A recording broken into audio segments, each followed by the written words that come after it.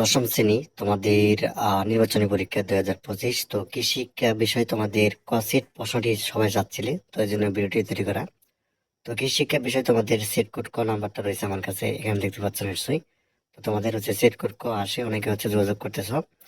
তো যাই হোক, তোমাদের ফাইনালি দিতেছি। তো এখানে দেখো তোমাদের যে প্রথমেই তোমাদের হচ্ছে যে সৃজনশীল প্রশ্নগুলো রয়েছে সেগুলো আমরা দেখবো।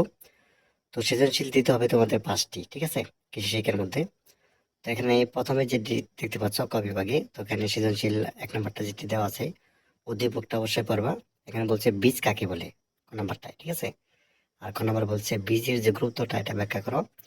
আর গ নম্বর উদ্দীপকের বীজের আর্দ্রতার হার নির্ণয় করো, ঠিক আছে। এরপর হচ্ছে গ নাম্বারটা রয়েছে রফিক সাহেবের কার্যক্রম মূল্যায়ন করো।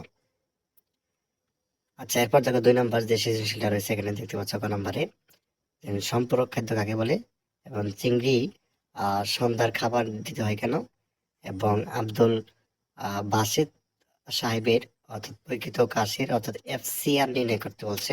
কারণ গরম বলছে উদ্দীপকেও লিখিত খাদ্যের অর্থাৎ গুণাগুণ আর কি মূল্যায়ন করতে বলা হয়েছে।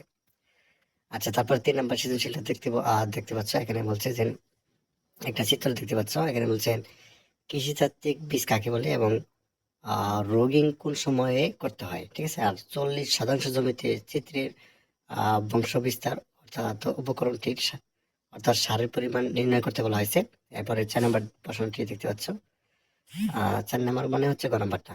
আচ্ছা, 4 নং যেটা রয়েছে আর কি সৃজনশীল, এটা দেখতে পাচ্ছ সম্পূরক খাদ্য কাকে বলে, ফসল উৎপাদনের জন্য জমি প্রকৃতি গুরুত্ব ব্যাখ্যা করো। আর সুজন মিয়ার যে গরুর খাদ্য সংরক্ষণ পদ্ধতিটা বর্ণনা করো, এবং একই সাথে বাংলাদেশের জলবায়ু প্রেক্ষিতে কৃষক সুজন মিয়ার গৃহীত কার্যক্রমটি মূল্যায়ন করো।